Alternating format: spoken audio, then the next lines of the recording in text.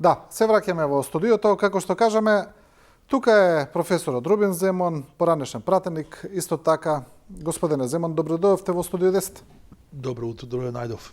Јас пред малку им објасним на гледачите зашто ќе зборуваме така малку по-детално, па можеме веднаш да почнеме со емисијата. Хајде. Во недела не очекува вториот круг од локалните избори, според податоците кои ги имаме по првиот круг, 44 или 43 општини веќе добија градоначалници. Во нив во најголем број победија кандидатите на ВМРО ДПМН, според податоците на Државната изборна комисија. Вториот круг ќе се одржи во 32 општини и градот Скопје. Постапката ќе се повтори во Гостивар, Маврово, Јостуше, Врапчиште и центар Жупа, каде немаше доволна излезеност. ВМРО ДПМН и коалицијата во првиот круг освои 33 градоначалници наспроти 3 од СДСМ и тоа се податоците, тука се разбира, ги имаме и вреди и дуи. Еве, како генерално за еден влез во разговорот, што очекувате сега? И левици се разбира, да. Што очекувате од вториот круг, вака како една генерална слика? Пак ќе влеземе во детали, се разбира. Да. Па добро се очекува во неколку општини навистина да имаме неизвестна борба, бидејќи знаете битката за градоначалник е за секој глас. Еден глас решава победникот, така што ќе се мнозинство. Еден глас повеќе, победник да. Нема тука. Нормално ако се исполните условот од една третина излезеност. Така да мислам дека ќе имаме неизвестна борба во неколку општини. Во некои општини горе-долу ситуацијата е јасна, иако пак ќе кажам дека втор круг се започнува од 0-0. Значи тоа што било досега предноста не важи. Така да од 0-0 се почнува. Сме имали такви случаи. Имали такви комплетни случаи. пресврти, да. Токму така. Се почнува од 0-0, али неизвестноста постои. Иако во некои општини кажува дека е, не знам, како работата завршена, мислам дека не е така, со оглед на тоа дека нека во народот гледам во овој гласачкото тело во овој период мало како да и тие што му дале некако гласот, не знам, на некој градоначалник советничка листа, како повторно да се двоумат и не се во разговори со луѓе се, не се тоа некои се истражувања. Така што доста голем број на луѓе ми кажува дека тоа што гласал први може да гласа и за вториот круг. Така да ќе видиме. Ова кампањата е прилично интересна, поготово за градот Скопје. Иако интересна во дуелот, иако чакам кажа Амар Мециновиќ навише на освежување, барем во јавниот простор, по социјалните мрежи. Младите генерации прилично се наклонети према него. И мислам дека и тука може да очекуваме, иако разликата е голема, можеби ќе имаме неизвестна борба. Нормално не се знае до преку ден, ќе знаеме после 7 часот како ќе дојдат резултатите, меѓутоа мислам дека ќе имаме едно освежување, имаме и дека ќе имаме интересна борба. Мене најинтересна ќе биде борбата во Струга како стружанец, нормално. Да. Таму нависина е мртва трка. Тука сте субјективен малку, да. Не, мртва трка. Мртва трка е, разликата е сосема мала од првиот круг и ќе биде се, така што нависина и тоа што ги имавме во Чаир, се дефинитивно во Чаир ќе биде голема борба, меѓутоа видовме дека измеѓу убедливо победи. Тоа во Струга на суштина се таа мртва трка ја гледаме и мислам дека таму ќе биде сосема интересно, да се надевам дека ќе нема некои поголеми, и бидејќи Струга понекогаш знае да има инциденти кога се вака неизвестна, се надевам дека ќе нема и дека ќе видиме добра борба. Струга значи помеѓу Менди Кира, да, и кандидатот на Вреди, кој беше од Вреди? Не, Мендо Чира е како независен, меѓутоа на Влен. А другиот е доктор од дијализа, мислам Халили се кеше од Дуи. Од Дуи е. Доктор во Центар за дијализа. Така што прилично е интересно, имаше некои си вести па демантирање ка Рамис Мерко колку поддржува. Овага, меѓу демантираше, колкото на терен. Рамис Мерко по некоја природа на станите би требало да стои зад кандидатот на Дуи, така? На Дуи, да, се разбира. Така да ќе биде интересно во Струга. Поготово што таму мислам дека но гласовите од Вреди не од Вреди, мислам дека во моментов ќе решат гласовите на Јована од Левица, која имаше околу 2400-2500 гласа. Иако тие не се кажеме гласови на Левица, тоа се гласови на македонците и другите, да кажеме неалбански заедници, кои што Левица Имаше и некои други Мудро кандидати ја со искористи помалку гласови. ситуацијата, сега сам ВМРО немаш кандидат за началник, Левица или да се кандидат, и тука главно македонското тело овете гласаче може би таму, иако од ВМРО имаше 30 гласа за Менди Чура. Така да интересно ќе биде тоа што и ако мислам дека ако ова Левица тука веројатно ќе разговара или преговараат со Дуи за другите општини, ако тука некаде е направено некое си договарање, мислам дека тоа може да влијае. Значи вие мислите дека гласовите на Левица, условно кажано, повеќе би можеле да се прелеат кон Дуи во Струга? Па зависи како дали имаат договор меѓу Левица и Дуи, сега не сум ја толку во последно време толку упатен во тие работи, меѓутоа знаете дека некаде гласовите на Дуи одлучуваат нели за Амар Мециновиќ може да речат во Скопје, меѓутоа и во другите градови можеме Тетом се чини со Левица излезе со кандидат кој што прилично доби гласови, кој што може да ги даде на еден кандидат. Така што Левица прилично и не е само во Скопје, него и во другите градови кај што може да се види дека може да ако играат паметно и мудро, за мене се паметно во наводници, нормално, тие си имаат нивна партиска политика, ако тука изиграат, изменаџираат, да кажеме, со тој квантум на гласови што го доби од прв круг, мислам дека може да биде и фактори во другите општини Левица. Добро, Левица вака официјално вела дека не се работуваат со ниједна партија, тие се самостална партија, дека не сакаат да коалицираат со никого. Јавно е така. Да, тоа официјално го велат, но мислите дека во пракса и не е баш така? Па имало случаи, мислам, дека Левица со Дуи во минатото кога што имале така underground соработка, да кажеме. Добро, имаше она едно фамозно собирање на ново парламентарно мнозинство. Имаше и тоа, да. Така што имаат, дека нема, што сам легитимно е за мене тоа, не е нормално во политиката е таа работа. А ќе видим како Дуј ќе се испонаша во Скопје за Амар Мециновиќ. Значи, ако тоа го видиме дека има тука, веројатно ќе има договорена ќе биде некоја соработка. Добро, мислите ли дека Мециновиќ во Скопје има реални шанси, особено поради огромната разлика во првиот круг? Разликата е огромна, да. 3-4 имаше Орце Георгиевски месечини, Мециновиќ 28.000 отприлика. Значи пута 3 разликата. Дали тука има потенцијал воопшто тоа да се стигне? Еве, сега, теоретски, што е само во теорија, во пракса, рече се невозможно, сите да гласаат останати за Мециновиќ? Па, ќе ми дали поручи има излезеност. А плюс треба да претпоставиме дека и Георгиевски сега ќе дигне во вториот круг уште повеќе. Прво ќе да видиме колку ќе биде излезеноста. Знаете, во прва круг има мотивација на тие што биле во советнички листи, нивните пријатели семејства излегуваат да гласат. Да. Сега немаме советнички листи ни за град Скопје, ни за општините помали. Колку тоа ќе го повлечи гласачкото тело на ВМРО ќе видиме. Од друга страна, освен тој квантум на гласови од базенот на Влен, ја не гледам друга можност каде може да повлечи ВМРО гласови за Скопје. Иако додатно од овие што веќе ги има, рече. Од тоа што ги има, да. Амар Мециновиќ мало има отворен простор, нели? Нормално ако се договараат со другите партии да може да тоа. Иако мислам дека Амар повеќе игра на медиумска кампања, на освежување на јавниот простор, нели, освежување како личност, на малку така поагилна медиумска кампања.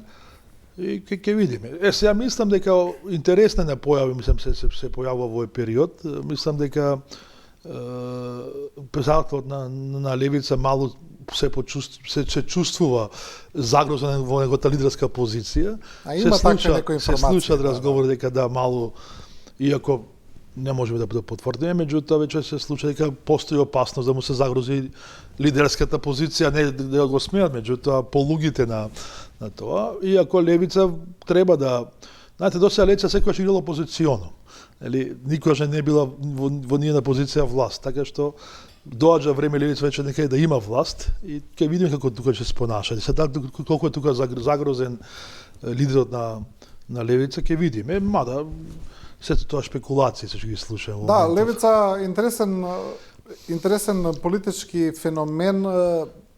Апасиев излезе со некои пресметки каде што вели ги демантирам сите оние кои велат дека Левица на овие избори добила помалку гласови или дека стагнира, таа веќе вели добила повеќе гласови од, да речеме, од парламентарните, бидејќи според неговата математика левица немала секаде листи, ни градоначалнички, ни советнички, и дека овие гласови се само таму каде што излегла, каде што ставила листи. Тоа е некоја партиска математика, нема да навлегуваме, но стои тоа, нека. Да, стои дека и другите партии немаа секаде листи. Нема, исто така. Сега се не се градоначалници во Струга, не оди во Струга. И во МРДПМ исто немаше. Не оди во Кичево со градоначалник, да кажам другите Цетово не оди се само градоначалник, ги во така што. Да. Така да во ред тоа, но има некои анализи, ово што го спомнавте интересно за Мециновиќ и Апасиев. Аналитичари цело време упатуваат дека левица расте како партија, но сепак и кога ќе се види дека постои веќе 10 години и не расте доволно, колку што би требало да расте. Дека тој раст сега реално, доколку зборуваме за партија која има некаков поголем потенцијал, до сега би требало да го достигне. И дека причината за тоа токму лежи во претседателот на партијата кој тие така опишуваат метафорички и гаси кочница во исто време на партијата и во обид да се привлечат оние неопределени или поголем еден базен на гласачи. Па добро, јас сега не сакам тука да анализираме левица, сепак е... Ке ги анализираме сите, него сега дека дојде до левица. Да, мислам дека политиката не е само колку ќе се име гласови. Мислам дека левица се уште нема јасна, барем за мене, определба околу евроинтеграциите. Некојаш ги слушаме дека се против интеграција, некојаш дека се за интеграција, сега ама го гледаме мало и проевропски зборува во кампањата. Меѓутоа не треба да забораваме дека левица прилично беше и антонато и антиевропска унија. Во минатото сега можеби малку се променило тој дискурс, така што лично за мене мислам дека навистина им треба подобро политичко профилирање на самата партија, барем од тоа како размислува да се води Македонија. Го користи овој простор, да кажеме, на партија меѓу двете големи партии од македонскиот блок. Од неразочарањето ги собира гласовите, малу едно време играа на национализам, едно време играа на патриотизам, едно време на антикорупција и така натаму. Меѓутоа, и знаеме кај играеше и на прилично тврд комунизам. Некој дојде да го посети гробот на Енвер Роџа во Тирана. Ние барем кој што знаеме од минатото што како било комунизмот, е прилично така одбино. Иако младата генерација, прилично гледам, револуционерна е нашата млада генерација, сака промени и тоа револуционерен дух и порив кај младата генерација успешно го користи и се ги прибираат. Иако јас мислам лично дека во овој момент е плафонот што како левица во овој начин како што сака без коалиција, без ова да освои гласови, тоа му е плафон. Ако се сака да оди чекор понатаму, ќе мора да коалицира со други партии, со други фактори за да може да направи некој чекор понапред околу освојување некај на извршна власт. Да.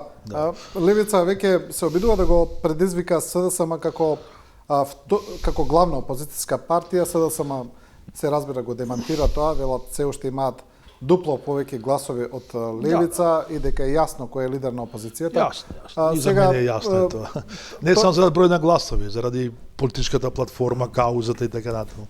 Да, тоа е во ред, но од друга страна и некако и ми се чини дека не е баш за фалење тоа што вела дека имаат дупло повеќе гласови од левица со оглед на 130.000 гласа колку освои на локалните избори, нешто што е под секој историски минимум на СДСМ, ми се чини. Добро, наш историски минимум не е излезеноста.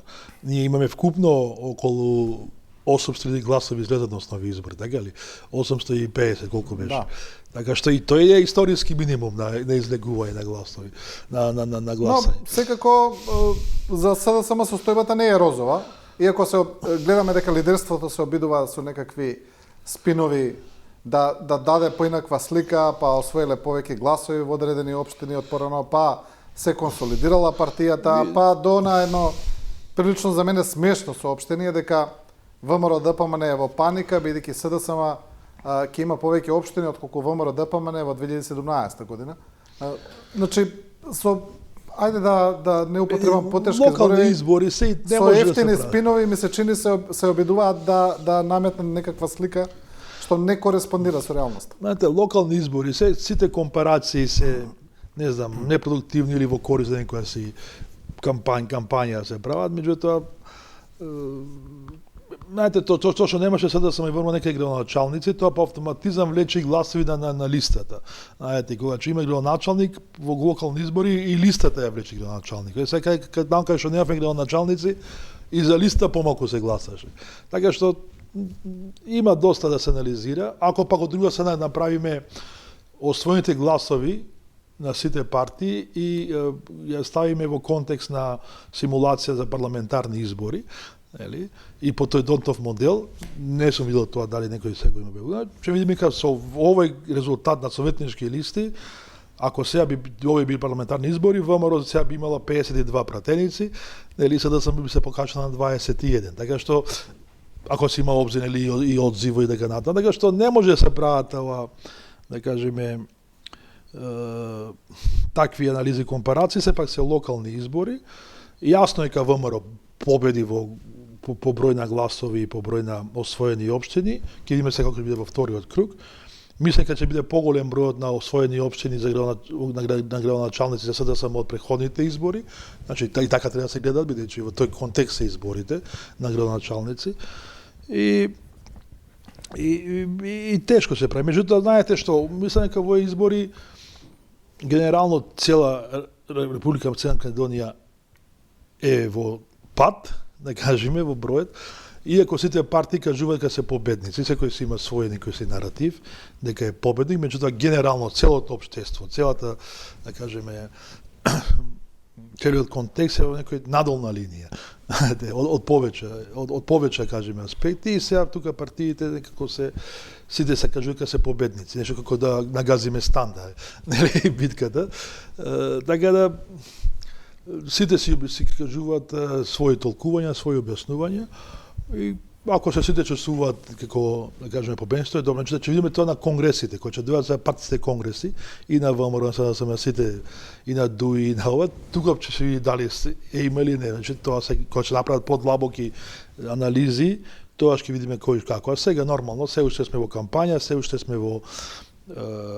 некоја еуфорија и мислам дека рано е, барем од тој аспект каде што јас генерализирам мало по длабински и научно, не само политиколошки, мислам дека сите партии се на некој начин губитници, а не победници, кажуваат се победници сите. Да, тоа особено се гледа кај оние партии кои има голема разлика од претходните парламентарни избори по број на гласови. Иако и вие тоа го потенцирате и други дека не треба да се споредуваат парламентарни и локални, сепак одредени параметри има, излезноста, трендови има. Така. Па така пресметаа дека кај ВМРО ДПМН и коалицијата има пат од околу 140.000 гласа, да речеме, доколку се сметаат гласовите за советничките листи дадени, што е прилично голем пат, се разбира. Се разбира дека на парламентарни тоа би биле повеќе гласови, но сепак има една проекција која вели дека за парламентарни, од прилика, доколку се направи некаква математичка пресметка, дека тоа би значило околу 340-350.000 гласа за ВМРО ДПМН и коалицијата, што е повторно пат од околу 100.000.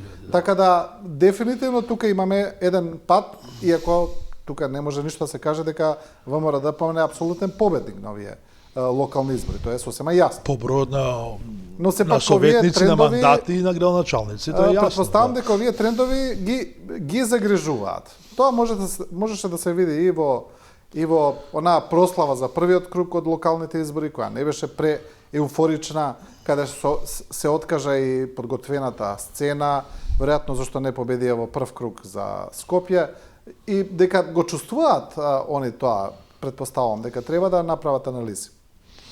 Сигурно ќе направат анализа, меѓутоа мислам дека мене многу побитно ми што се случи после изборите, после локалните избори, каде ќе се движи Македонија, во овој контекст што ќе се прави, нели? Иако слушавме од кампањата, нели, многу оптимистички работи дека ќе се случат, меѓутоа реално гледам дека Македонија во некој, да кажеме, бафер позиција, некој балон, или кој што сите чекаме да тој балон некој да пукне и да се да се презема некои насоки. Така што лично сметам дека веројатно во самата ВМРО да помине после изборите, дека ќе има конгрес каде што гледаме прилично струењата се уште, значи тие лоби групи се, да кажеме, можеби незадоволни. Самиот факт тоа што за градоначалник, кандидат за градоначалник на Скопје е Орце, кој што во тој дуел меѓу Орце и министер за локална самоуправа и Перински Мицкоски беше на страната на министерот, нели доби струјата на ова другата струја, што да кажеме.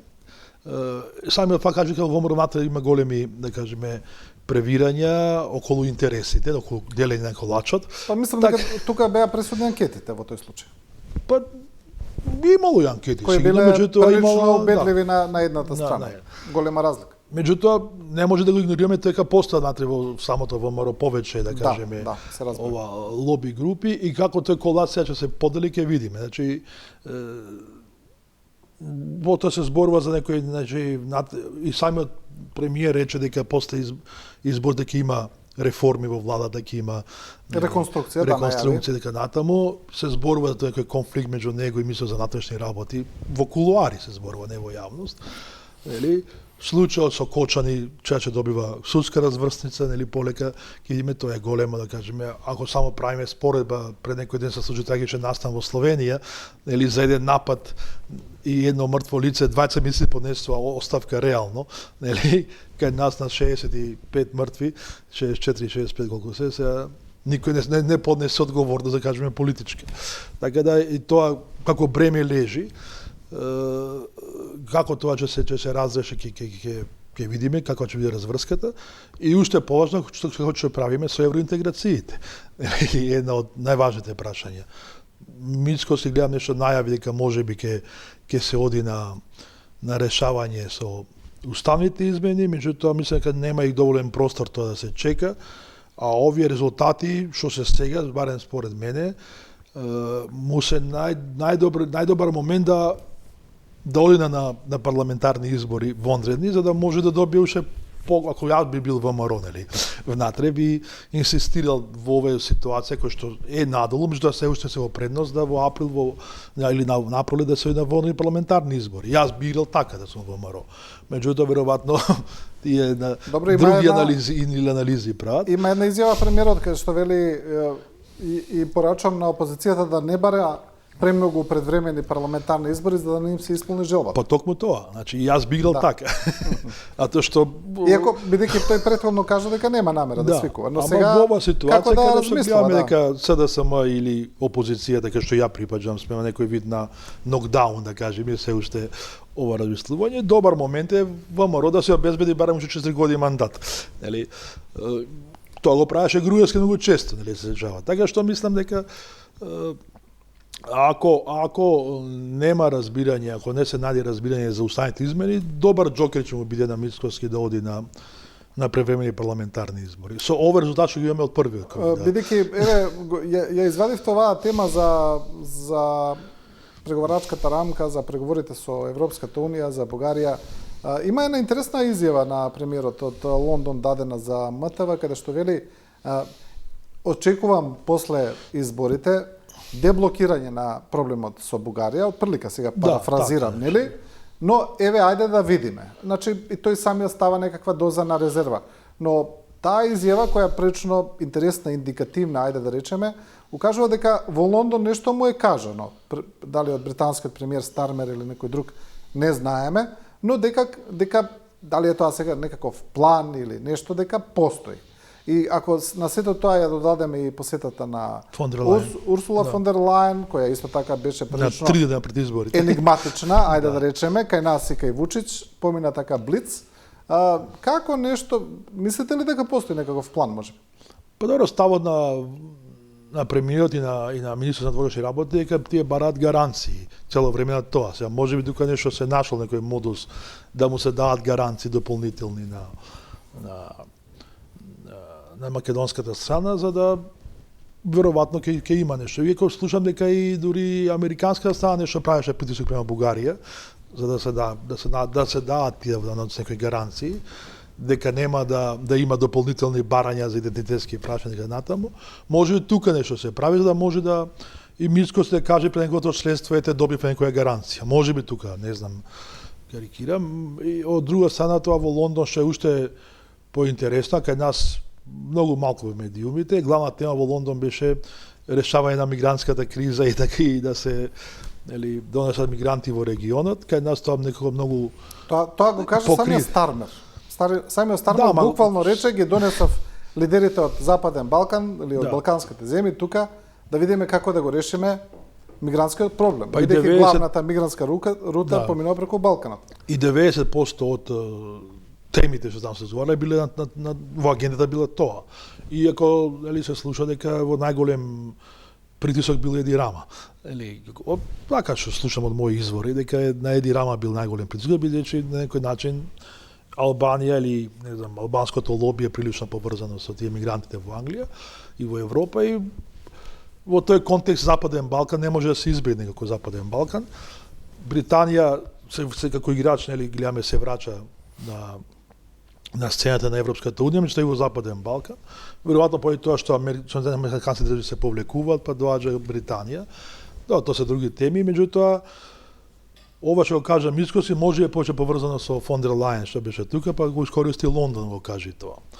Така што мислам дека ни престои еден таков момент некаде до кај јануари месец што ќе биде околу тоа прашање, ако не, мислам дека ќе биде голем притисок да се оди на вонни парламентарни избори, бидејќи тоа не го кажавме. Борбата меѓу Влени и Дуи, јасно дека по гласовите Дуи е победник, нели, во целата територија. Според бројот на гласови. Според бројот на гласови, значи апсолутно албанското гласачко тело е подршка да му дава на повеќе на Дуи. Го видовме Али Ахмети, имаше пресконференција и прилично емотивна, кај што кажуваше резултатите на цела територија. Нормално, не знам зошто и како Чајри се наметна како главен лајт мотив на добро, првенците на двете коалиции излегоа тука на дуелот тука беше, да. Меѓутоа, ако бака тие што повеќе се работи на изборите, јасно дека во Чаир структурата на Иџад Меджити е многу помоćна отколку што беше структурата на Бујар Османи, а на избори локални победуваат структурите, не победуваат кампањите. Добро, но има еден друг момент за Дуи. Треба да го земеме кампусот на гласови од Гостивар дека е на Таравари, најмногу да речеме. И добро. Ако ги тргнете тие гласови, тогаш е прашање колку добро навистина стои Дуи. Па добро, мислам подобро стои од Влен во секој случај. Како и да го заеме, подобро стои од Влен. Знаете, сепак албанско гласачко тело прилично и живее голем процент во руралните, да кажеме, населби и не треба да го избегнеме и тоа дека и руралните населби се битни, поготово каде што се големи, да кажеме, рурални населби. Нормално и Тетово, и Гостивар, и Струга, и Кичево се битни, и Сарај, и така натаму, меѓутоа треба се гледа и таа структура. Така што мислам дека мислите ли дека за Тетово може ли да има некакви промени во вториот круг, бидејќи господинот Касами води убедливо, но тука се наметна... Колку е разликата таму? Господинот Касами. Колку е разликата? Па мислам дека 5.000 гласа, така нешто. Сега можеме и да провериме точно. Левица имаше таму прилично гласови, имаше, да, околу 2400-500 колку имаше нешто.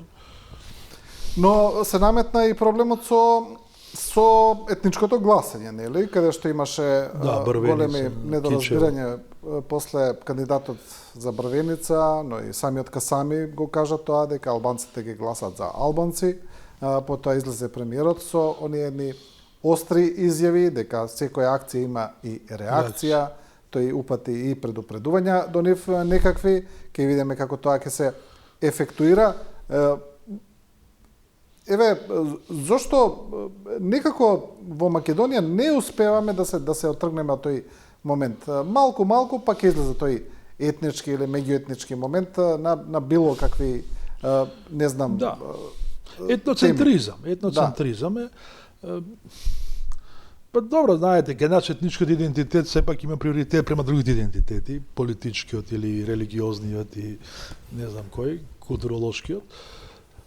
Така што не со кај нас во Балканот е тоа генерално како феномен и мислам дека легитимно и тоа што го кажа и Касами, легитимно тоа што го кажа и Мицковски, се што ќе преовладува во тој контекст, меѓутоа тоа е разочарувачко, тоа е што можеби ВМРО-вското гласачко тело или пак ВМРО-вското раководство се разочара и од таквиот став, а за мене сосема бидејќи нормално Касами тоа да бидејќи Касами така го влече легитимитетот, така ги влече гласовите негови од албанскиот политички кампус, така да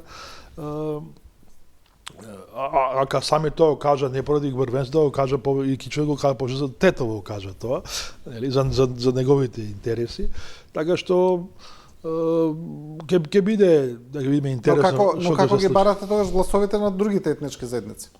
Кога вие велите дека вие ќе гласате само за албанци, а барате гласови од македонци?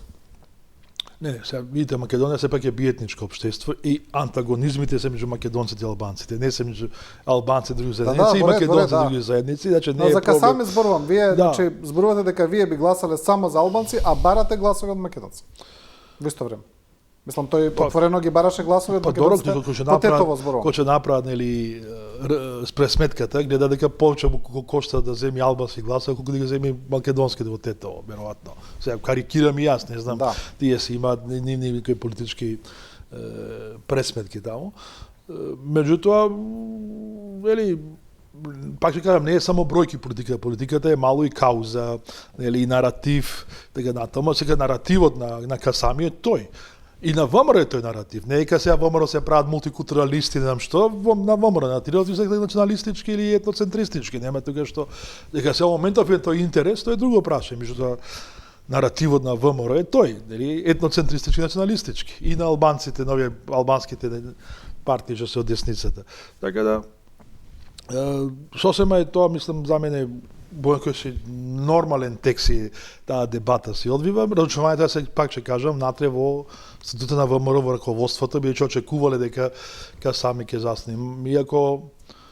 Иако мислам дека и да не каже тоа Касами, албанците во Кичево што и да биде, и дал се Ду и дал се ова, тие ќе гласа за албанецот. Тоа следно сакам да ја прашам, што мислите за Кичево? Дека можно ли тамо да има мислите ли дека токму етничко ќе биде гласањето, дека нема да има никакви поместувања таму? Апсолутно. Значи Кичево е кој град, Кичево е прилично да кажеме рурална, да кажеме, општина, многу голем број на рурални населби има околу Кичево, не е градот. Градот се македонците, меѓутоа населбите околу се на албански, селските населби. Така што апсолутно, мислам, и тамо сепак и антрополозите тоа го секогаш го чедиме, тамо се уште се оди по тие, да кажеме, родбински врски, дека натаму се гледа тие родбински врски се многу јаки. Тешко е каде некој ќе ги политички контекст од Скопје, кај тоа некој ќе го разбие тамо во таа околина и мислам дека дури се спремаат, како што секоја се спремале за втор круг, да диаспората да дојде гласа, ќе имаме се денови дали ќе имаме движење на автобуси, на авиони и така натаму во Кичево, а дуи го правило тој во минатото, нели? Да. Ете ја од Охрид гледам тоа што е сабота пред за локални избори, многу авиони слетуваат, чартер летови, и во Скопје, не само во Охрид, така што можно е да се дојде диаспората. Гледавме кој од Брвеница имаше во Хамбург, нели?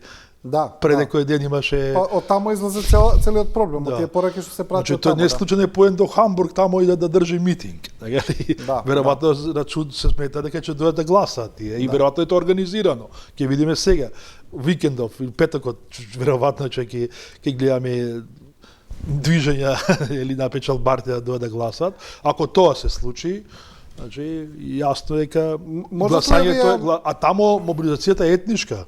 Не ми мислите во Хамбург мобилизацијата е политичка, таму е етничка мобилизацијата, нема тука што да се многу размислува. Мислите ли дека можат овие искричења помеѓу Мицковски и Касами да предизвикаат проблем во коалицијата понатаму? Не. Или евентуално се зборува и за исклучување на БЕС од коалицијата на Касами, да речем? Пошто тоа ќе зависи дали Мицкоски преговара тајно со Дуи, поче слушаше и тоа, или разговор, дека може да се преговара, дека после изборите може да се случи да не знам, да Дуи влезе во влада, може би овие беше индикатор како стојат позициите кај албанскиот кампус, ако потоа Дуи дојде во нели во позиција влезе во влада како што имаше со Груевски, нели, тогаш нели веројатно размислува за долго владење ВМРО и Дуи. Нели таа љубов што има ја. Но видите, пред 2016 Мицкоски година. нема проблем со меджите, да речеме. Со меджите се, како што гледаме, односите сосема коректни, тука нема никаков проблем.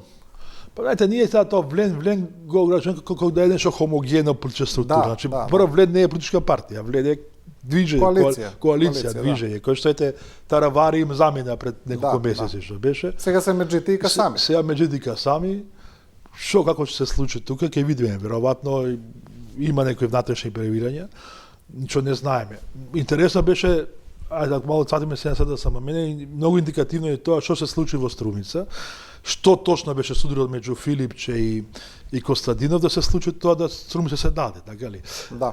Значи ние не ги знаеме сите, кажеме, прв пат во историја се да се менева да Струмица, да. така? Не, после 20 години како беше таму. Да.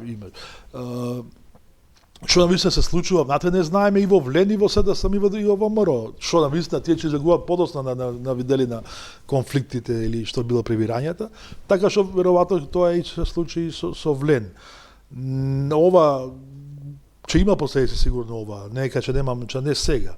Мислам дека ќе биде подоцна на реконструкција на влада ако прави Мицкоски и ако се договори со Дуи да влези, тоа ќе апсолутно ќе. Меѓутоа, знаете, имаше на колумна на Фрчковски или и подоцна претходно нели Заев кажуваше дека можно ако се прават уставни измени да имаме коалиција широка. Вие гледате дека и СДСМ многу не баше некој вординг против Мицкоски, а и Мицкоски, односно ВМРО против СДСМ некој тежок вординг се немаше во кампањата, можеби веќе се спрема и таа коалиција широка за да направиме уставните измени, така што пак ќе кажам, многу е побитно што ќе се случи после изборите на втори круг, nego што ќе се случи на избори, така што горе долу ја знаеме ситуацијата како ќе биде. Ете, можеби Карпош е интересно и уш некоја општина центар. Да, Карпош е интересен, да, центар се разбира.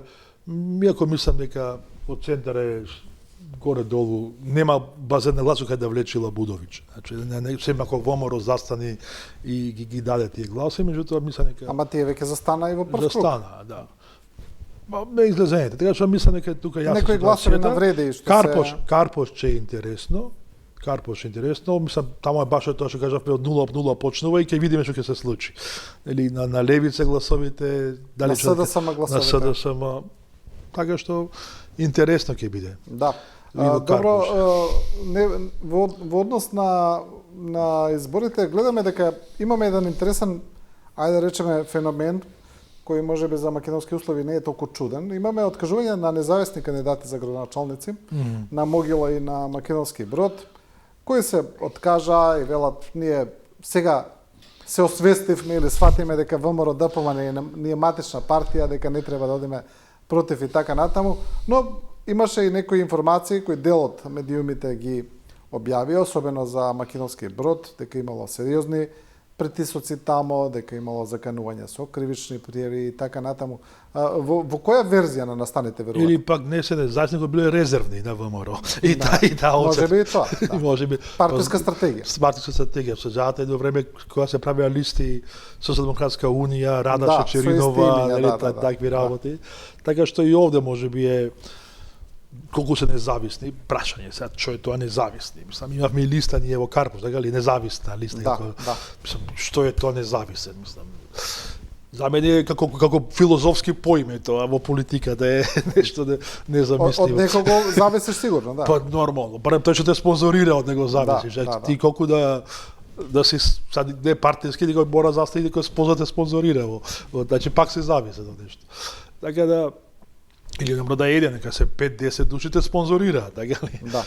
Така што мислам дека ова што се случува сега не станува збор за независни, го станува збор за стратегија партиска, може биле резервни, да кажеме, играчи. Ако не влегол во ВМРО кандидат во втор круг, тоа ќе гласле сите за овој резервни, да кажеме. А сега бидејќи останаја ситуација дојде главниот играч и резервниот да бидат, нема логика сега да се прави кампања. Да се ги спојат гласовите. Да се ги спојат, па нема што. Тоа е јасно дека ќе победи тој единствениот што останало. Да, да. Да. Иако законска можност немаше тоа како може да се повлече у втор круг, мислам. Тоа треба кривична пријава да заработи. Ја што законодавцот треба да смисли тоа. Зошто? Па како се некој бил кандидат, влегло в тој да се откажува, мислам. Значи тоа е несериозен према системот, државниот систем, према законите, дали како тоа.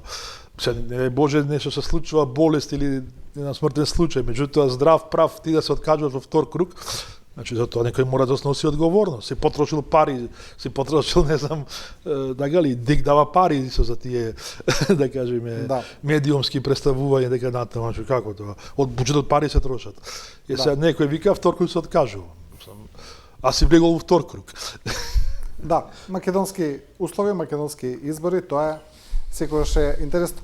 Добро, господине Земан, ви благодарам за оваа анализа. Мислам дека ги поминавме сите главни прашања кои се однесуваат. Има многу нормално се зборува и длабоко, меѓутоа ќе видиме што ќе се случи. После изборите може повторно ќе разговараме. Се разбира. Ви благодарам уште. Благодарам и на вас. Со ова го завршуваме првиот дел, почитувани, ви благодариме на вниманието. Останете со нас во вториот дел, продолжуваме со Златко Кузманов, ќе зборуваме за геополитиката, за безбедноста, за сето она што се случува пред се во Украина, но и во останатите делови од светот.